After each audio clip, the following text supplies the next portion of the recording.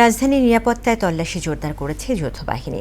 বুধবার মধ্যরাত থেকে ভোর পর্যন্ত দূরপাল্লার বাসসহ বিভিন্ন যানবাহনে অভিযান চালায় তারা।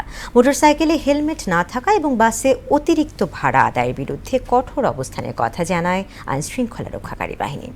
মুনতাসির মামুনের প্রতিবেদন, জানাচ্ছেন কাজী পাপু। বুধবার মধ্যরাত থেকে রাজধানীর মিরপুর 1 ও 14 নম্বর এলাকায় যৌথ বাহিনীর তল্লাশি অভিযান শুরু হয়। দূরপাল্লার বাস, প্রাইভেট কার, মোটরসাইকেল সহ ছোট ও মাঝারি পরিবহনে চলে কাগজপত্র যাচাই বাছাই।